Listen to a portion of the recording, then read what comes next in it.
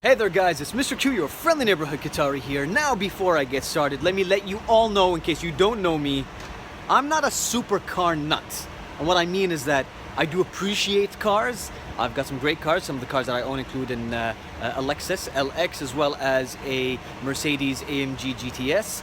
So I like cars, I love cars, but I just don't understand all of the complexities. Now that I've got that out of the way, the reason why I mentioned that is because Audi came on down and they gave me this car. They gave me the Audi A5 Quattro S. We're going to take a look at the badge at the back in just a second. But let me say, before taking you through this tour, my verdict, I love it. Yes, I know sometimes people in their videos, they make you wait until the very end. I didn't want to do that. I wanted to let you know that I love this car. It's pretty awesome. I had this car dropped off at my place. I don't own it, so full disclosure there as well. But pretty cool, especially in this platinum color. All right, guys, let's go take a look around the car. You can see that they've got this new styling. Audi tell me that this has just launched around a month ago. This is the latest version of the Audi A5 Quattro. Take a look at the front. I really think that looks great, especially in this platinum looking color. It's fantastic. And of course, we've also got those 3D headlights. Probably can hear the engine right now because I've been driving this quite a bit so that I can give you guys my opinion. Let's take a look at this line right over here. This was something that they were very proud of. You can see that this line, let it focus, starts right over there and then it goes all the way to the back, and I think that that's really cool.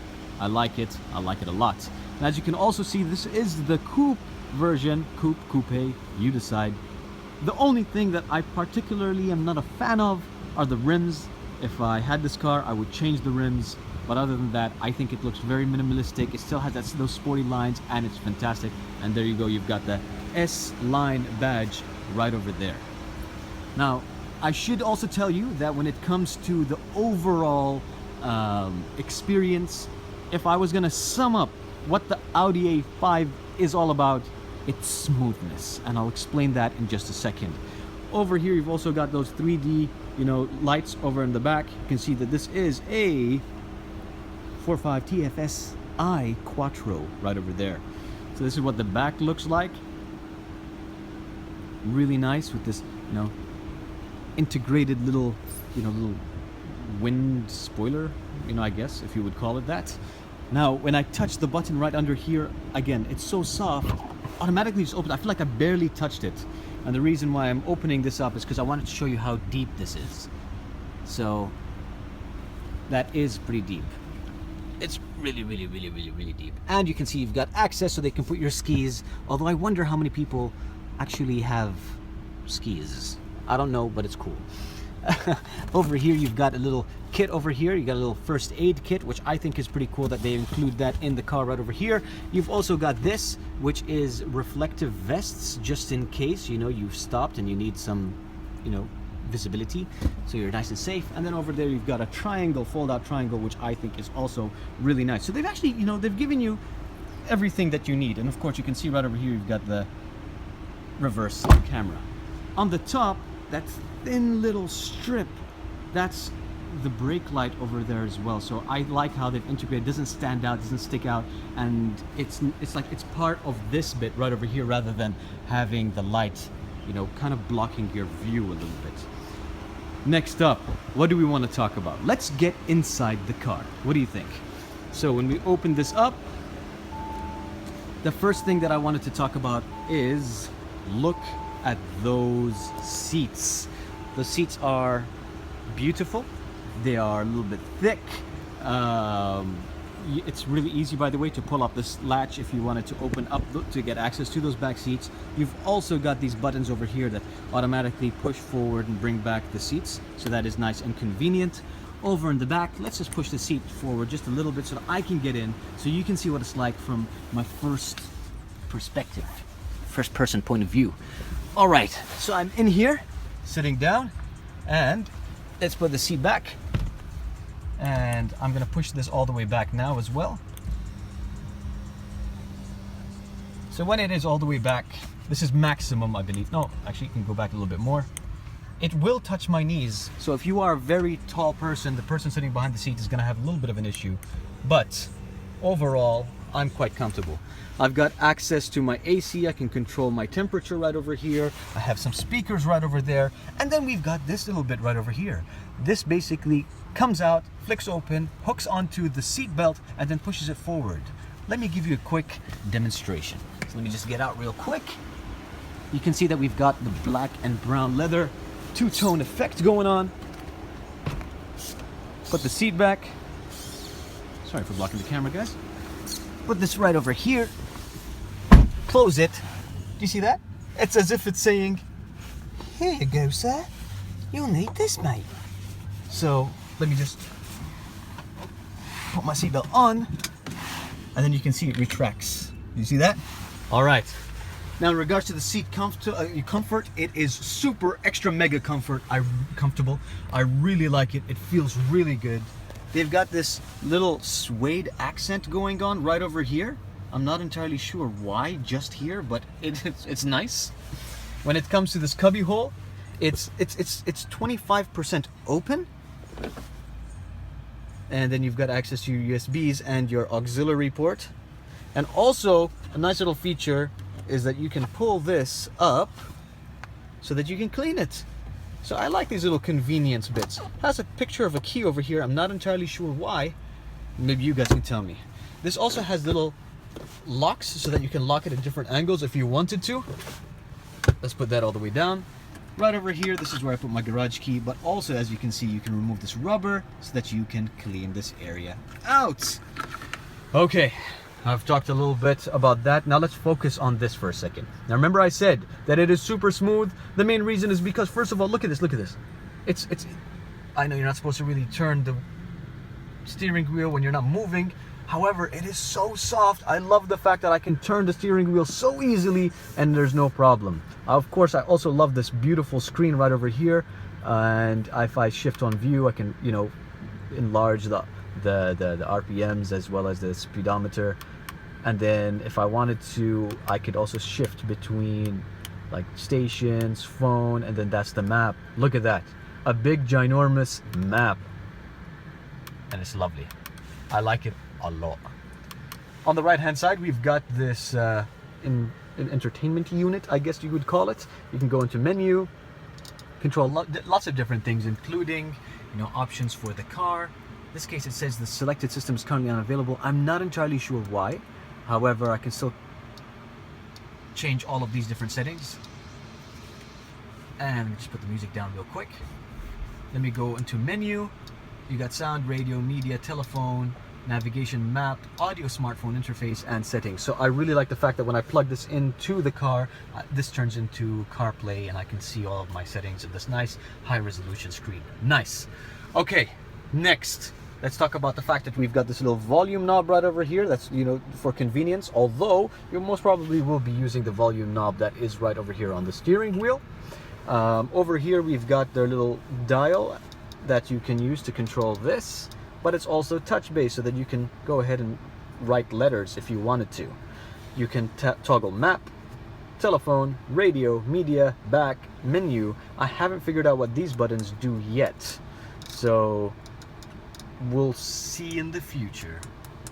Oh, okay, so that actually goes back and that goes forward. So you can actually tilt it like that, or you can click on these buttons. So they're giving you options.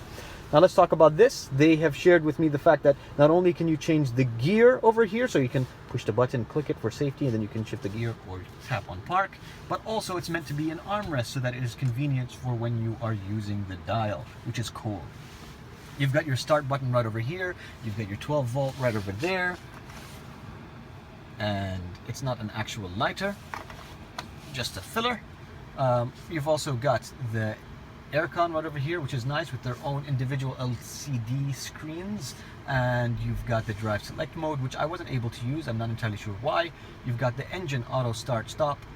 One of the things that I'm not a fan of is the fact that you have to turn, this automatically turns on when you turn the car on. So you have to manually turn it off every single time. Traction control off, parking sensor, and then this is to turn off the screen in case you don't want the screen to be on. Let's talk about this other screen right over here. So when I just touch it gently, you can see that it zooms in a little bit. Now, I'm not entirely sure like why they would do that besides for aesthetic purposes, which I think, I don't know, it's kind of cool. I like it. It's not a big, game changer, but I think it's pretty cool. You've got the heat thing, what do they call that? Let me know in the comment section below. You've got the rear heat thing. You've got interior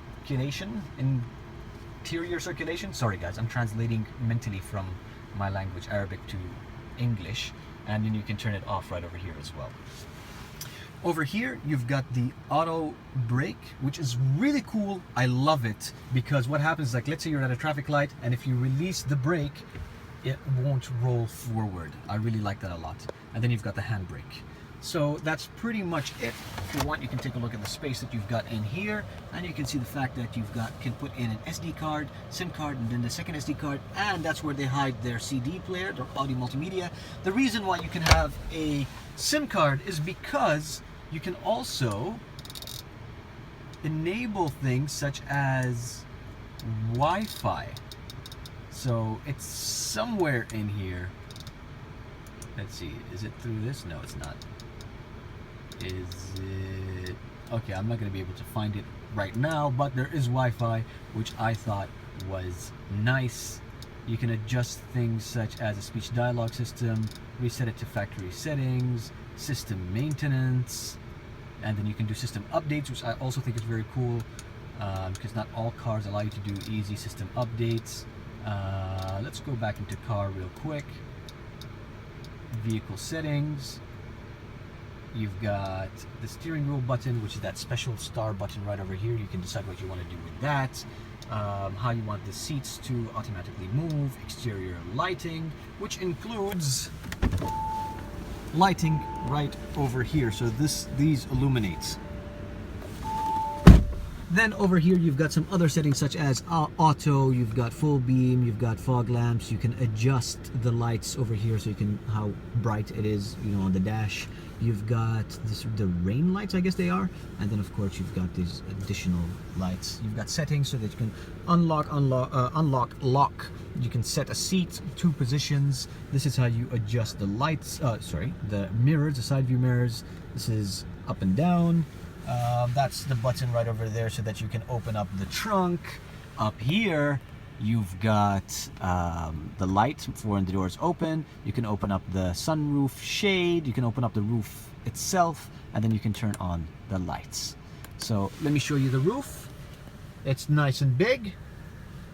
Let's close the shade, and it is one of those cloth based shades. Finally, let me just show you this. The mirror, it's got like this bezel-less edge, which I think is also pretty cool. So, what do I like and what don't I like? I know this video has been going on. First of all, I love the fact how smooth it is. I love the fact that it is fast. I love the fact that this car is a joy to ride. The suspension is soft, but not too soft, so it doesn't feel like you're bouncing on a cloud. And when I do accelerate, when I pull this down so I can go from, drive to sport, I can do that easily, and it drives real fast. So it is one of the smoothest cars I've ever driven, and I used to have a Lexus ES. I'm telling you, this is super ultra smooth. If you want a smooth ride, guys, this is the smoothest ride. Trust me, give it a go. What don't I like? I don't like the fact that I can't hide these cup holders right over here. I wish that I could. I just like something that I could slide over. I don't like the fact that the paddle shifters over here are plastic. I wish they went with the beautiful metal that they've got right all over the place. I wish they had these as metal right here too. What else don't I like? I don't think there's much that I don't like. In fact, I think that a lot of you will appreciate this car. So, let me turn the car off right now. Hopefully the wind didn't ruin this video, and if it did, it's my first one, so please forgive me. Let me know what you guys think. This is the Audi A5 Quattro S. I give it a thumbs up.